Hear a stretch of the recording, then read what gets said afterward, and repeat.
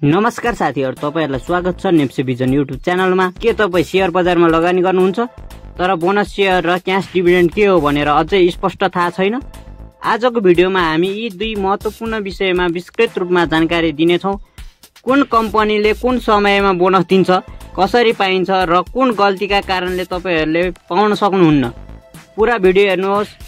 So आजको video start गरौँ। Let's start.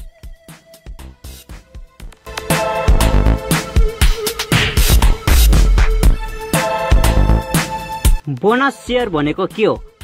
Bonus share भन्नाले कम्पनीले आफ्नो नाफाबाट लगानीकर्ताहरूलाई निशुल्क रूपमा थप शेयर बाँड्ने प्रक्रिया हो।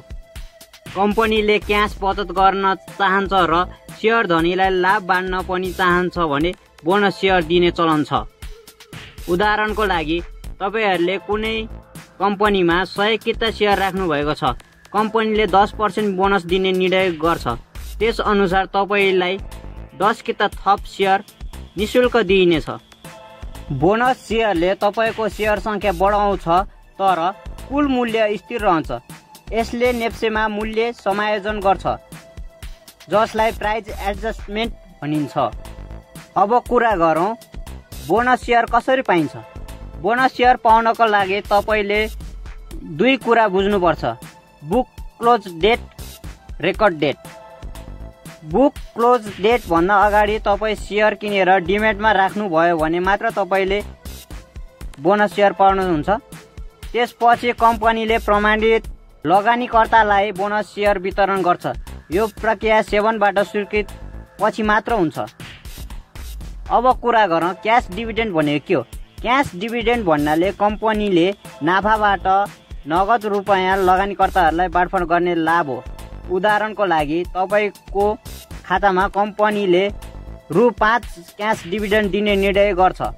तपाईको 100 किता शेयर छ भने तपाईलाई रु 500 सिधा बैंक खातामा आउँछ।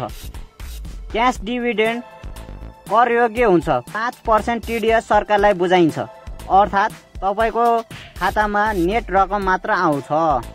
यो रकम तपाईले केवाइसी अपडेट गरेको बैंक खातामा आउँछ। त्यसैले बैंक खाता अपडेट गर्नुहोला। अब कुरा गरौँ बोनस शेयर र क्याश डिभिडेन्ड कहिले पाइन्छ त? एजिएम एनुअल जेनरल मिटिङ पछि मात्र बोनस शेयर र क्याश डिभिडेन्ड बाँडिन्छ। प्राय कम्पनीहरूले बोर्ड मिटिङमा निर्णय गर्छ, 7 बाट एप्रुभल लिन्छ र एजिएम गर्छ। त्यसपछि मात्र वितरण हुन्छ। यो प्रक्रिया पूरा हुनलाई 2-3 महिना लाग्न सक्छ।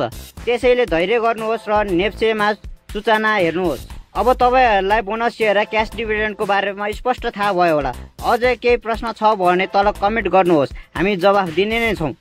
नेप्से भिजनमा तपाईले पाउनुहुनेछ यस्तै उपयोगी जानकारीहरू सरल भाषामा।